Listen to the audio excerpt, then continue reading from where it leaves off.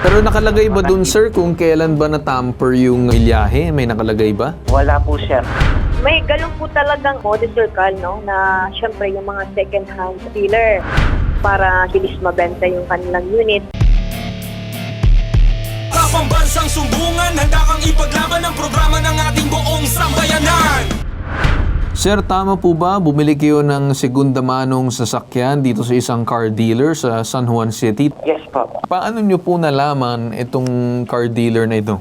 Through Facebook. Ano yun, sir? May page sila? May page po. Yes. So nakita mo through their page and then nag-inquire ka, tama? Apo, nag-inquire po. Pagkatapos, sir, ano po bang usapan ninyo in regards doon sa kondisyon ng sasakyan? Doon, sir, sa alam ko naman po na, nakalagay din naman po sa contract na as is where is po. Okay. So contract is as is where is. Where is. Apo. Pero yung sa mileage po, yun lang po kung ano po yung nandun sa cluster panel. Po yung, Ikaw ba, sir, ay kumuha ka ng mekaniko para inspeksyonin yung sasakyan? Hindi na po, sir, kasi nag-ano rin po ako na ano po sila transparent po. Nagtiwala ka sa pwesto? Apo, nagtiwala na lang din po ako. Okay. Problema kasi, sir, yung iniisip ko lang din dyan is, sigurado ba kayo, sir, na yung dinideclare na milyahe is dinaya nitong pinagbilhan mo or baka kaya doon sa pinagbilhan niya? Yun lang din po, sir, ang hindi ko po sure, pero mismo sila po, sir, is chinek po din nila na tama din po yung nalaman ko that time. Kasi kinausap ko rin po sila regarding doon. So, sila din, nagulat din sila doon sa binabanggit mo? Apo, apo. Pero ang isa lang po na medyo ano po ako na medyo alam ko rin po is bago po sila bumili ng sasakyan is meron po sila scanner. Yeah. Anong pangalan, sir, ng itong dealer na pinagbilhan mo? GTA Cars PH po.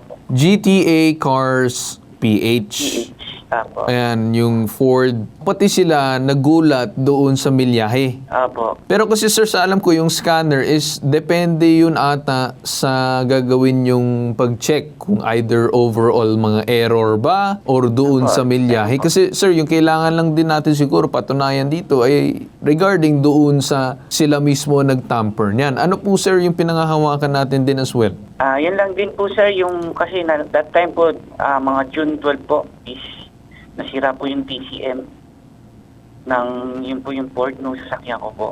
Then, tinry ko po na ipa-check kasi sabi po nung pinagdalang ko na mechanic is parang pero nakalagay ba dun, sir, kung kailan ba na-tamper yung milyahe? May nakalagay ba? Wala po, sir, pero dun that time po, nung napacheck ko po dun sa may isang Ford po. Okay, sir. Meron bang nagpapakita yung petsa ng pag-ayos ng so-called milyahe? Meron ba? Wala po, sir. Nung lang po, nung mismong nalaman ko lang po yung presya ng Sige, okay. So, yun naman, sir, ang concern mo. So, yung milyahe ng sakyan, ano bang gusto niyo, sir, mangyari regarding dito sa reklamo mo? Ayun lang po, sir, kasi hindi rin naman po ako, sir, aware na gano'n na po kataas yung mileage. Anong gusto niyo, sir, mangyari? Palitan nila yung sakyan, may ayusin sila. Ano ba, sir, yung gusto niyo mangyari? Bakit ka lumapit sa amin? Is mabayaran din po yung yung mga nagastos namin lahat.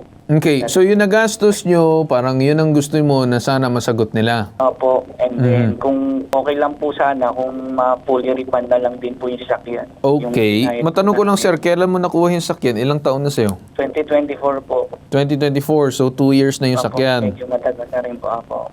Okay.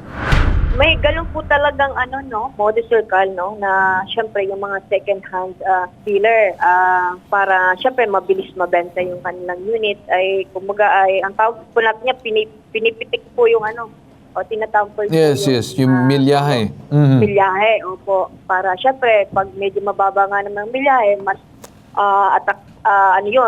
mas ma-attract yung mga buyer. So, yes po, at dito po sa case po ng ating complainant, pwede po siyang mag-file ng estafa. On the end, ma'am, ng HPG, may magagawa ba kayo in terms of checking ba? Kasi official store siya, ma'am, parang second hand talaga mga binibili sa business. Opo. Ngayon, possible ba na makapag-check yung HPG? Baka mamaya either one, may mga hot car or marami pa dyan mga tampered na hindi natin alam. O saklaw ba yun ng ating HPG na kahit pwede lang Opo, mag-joint inspection pwede. kasama nitong BPLO? Yes po. Pwede po, actually si sir, pwede po siyang dumulog sa atin sa tanggapan natin dito sa Camp Crame, sa SOD para ma-assist po natin siya. Okay. Kailangan lang po natin dyan is ma-check po talaga, talaga mapaano po natin sa dealership. So dun sa dealer, kung saan po yung kinuha yung Yes. binili, yung unit. Yes, yes. So pwede po yan kasi makikita po talaga nila dyan kung ano po yung dapat ang milyahan niya at kung tampered. So Okay. kung saan po yan binili, makikita po natin yan doon sa manual na Okay. kung saan dealer po. So pwede po natin doon. Sige, O ma'am. kung hindi naman, mayroon tayong mga ibang mga agency na pwede pong Okay. magsagawa ng scanning. Ano pong masasabi ng ating BPLO ng San Juan City in regards dito sa GTA cars na puro mga Ford daw binibenta nila, nakalagay established 2015 pa daw. Meron ba ito, ma'am, kaukulan na business permit? Upon checking po namin yung system po namin, wala po silang business permit po. Walang business permit as in totally since 2015? Opo. Pero So- ang sabi po kasi nila, 2025 lang daw sila nag-operate. Hindi lang din namin na-check sila po. Yun po. Pinuntahan na po kasi ng mga inspector namin yung lugar po upon nung nag-receive namin yung email po para po issue po sila ng violation ticket and pa-stop operation po sila hanggang hindi na-comply yung business permit po. Okay. So, meron silang pwesto talaga, ma'am, dyan sa San Juan. Meron po. And namatahan ng inyong mga tauhan. Tama po ba?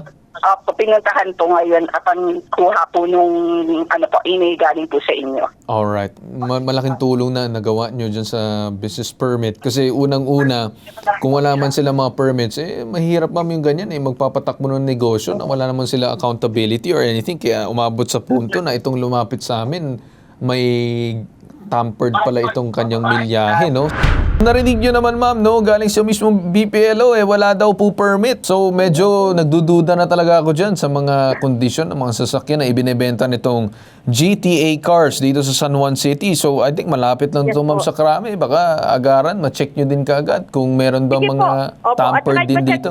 Opo, ipacheck din po natin sa records natin kung may mga previous na ba na reklamo regarding sa company po nila. Well, pangunahin dyan kung walang permit. Ibig sabihin, wala silang karapatang magkaroon po ng pagninegosyo dito po sa ating bansa.